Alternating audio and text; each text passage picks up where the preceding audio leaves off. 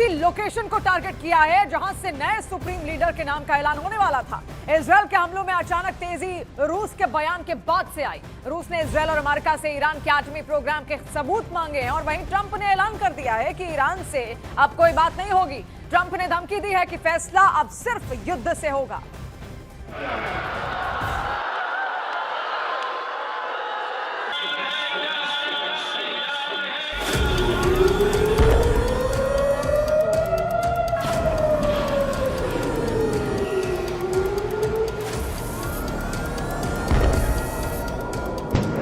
जिस atom bomb के खतरे को बताकर भड़काया गया, उसी पर अब सवाल उठ गया है। सवाल पूछ रहा है रूस, मगर अमेरिका और इजराइल से जवाब देते नहीं बन रहा है। पुतिन ने ट्रंप और नेतन्याहू से ईरान के एटम बम बनाने वाले सबूत दिखाने की मांग की है। अगर अमेरिका इजराइल ने पुतिन को सॉलिड सबूत नहीं दिए तो रूस युद्ध का फैसला करेगा। ये युद्ध जब भड़का तो 3 देशों का था। कुछ घंटों बाद ये 8 देशों की लड़ाई में बदला। 24 घंटों बाद 13 देशों में आग भड़की। 48 घंटे के भीतर खाड़ी युद्ध का विस्तार यूरोप तक हो गया और अब युद्ध में पुतिन का पावर दिखने जा रहा है। पुतिन का दिमाग गर्म हो गया है। इजराइल और अमेरिका को रूस बख्शने वाला नहीं। वजह है रूस के दोस्त देशों की तबाही। वजह है यूक्रेन युद्ध में ट्रंप की टिकड़म। जिस बेरहमी से ईरान को ट्रंप कुचल रहे हैं वो अब पुतिन से देखा नहीं जा रहा है। अमेरिका, इजराइल और ईरान का युद्ध खाड़ी देशों के 153 शहरों में फैल गया है। 504 ऐसी लोकेशन हैं जहां लाखों लोग फंसे हुए हैं। अब तक 1039 से ज्यादा बड़े विध्वंसक हमले रिकॉर्ड हो चुके हैं। युद्ध के 4 दिन में 787 लोगों की जान जा चुकी है। तेहरान में बारूदी तूफान तबाही मचा रहा है। रह रहकर ऐसे धमाके हो रहे हैं जिनसे आसमान ढका जा रहा है, धरती खौल रही है। अमेरिका ने ये धमाका कर दावा किया है रिवॉल्यूशनरी गार्ड के मुख्यालय को उड़ा दिया है। अमेरिका ने अब टॉप गियर लगा दिया है क्योंकि ईरान का पलटवार किसी लिहाज से कमजोर नहीं। ईरान ने इजराइल का चप्पा चप्पा मिसाइलों के धमाके से भून डाला है।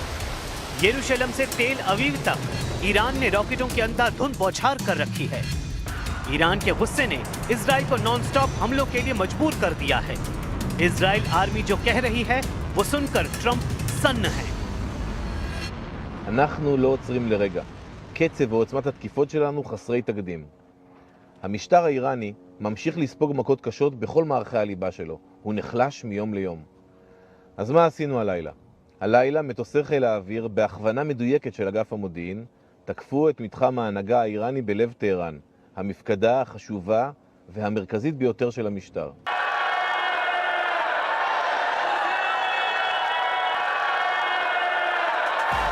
खामेनेई का खात्मा कर ट्रंप नेतन्याहू को लगा था कि वो युद्ध जीत गए, लेकिन अपनी मौत से पहले सुप्रीम लीडर ने ऐसा चक्रव्यूह बनाया है जो अभेद्य है।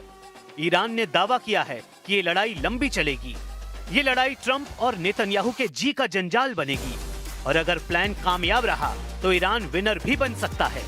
इसकी वजह ईरान की मिसाइल पावर और ड्रोन फायर पावर मानी जा रही है। देखिए कैसे ईरान का ड्रोन खाड़ी में उसके दुश्मनों के चूल्हे हिला रहा है। ये ओमान का पोर्ट ऑफ सलालाह है। ईरान का शाही ड्रोन यहाँ फटा है। ऐसे ही सऊदी अरब के रियाद में कामिकाजे ड्रोन कहर ढा रहा है। कतर में ईरान की मिसाइलों का कोहराम दिख रहा है। दुबई के पाम जुबैरा को ईरान ने कैसे झुलसा दिया है इन तस्वीरों में देखिए। ये युद्ध से पहले का आलीशान पाम जुमैरा है जिस पर अमीरात को बड़ा गुरूर था। समुद्र में बना ये शाही शहर ईरान ने अपनी मिसाइलों के धमाके से राख में मिला दिया है। ईरान के हमले सटीक हैं, घातक हैं। आखिर क्या है ईरान का वॉर प्लान? क्यों ईरान के हथियार और कमांडर हावी हैं? ईरान ने बेजोड़ डिफेंस स्ट्रेटेजी बना रखी है जिसमें IRGC को 31 अलग अलग यूनिट्स में बांटा गया है। एक तेहरान के लिए और बाकी 30 अलग अलग राज्यों के लिए। सभी यूनिट्स के कमांडर के पास टैक्टिकल शक्तियां हैं जिन्हें हमलों का फैसला लेने के लिए किसी से पूछना नहीं पड़ रहा है। ये कमांडर खुद तय कर रहे हैं कि मिसाइल और ड्रोन कहां दागना है। इसे एक तरह से गुरिल्ला वॉर की रणनीति ही मानिए।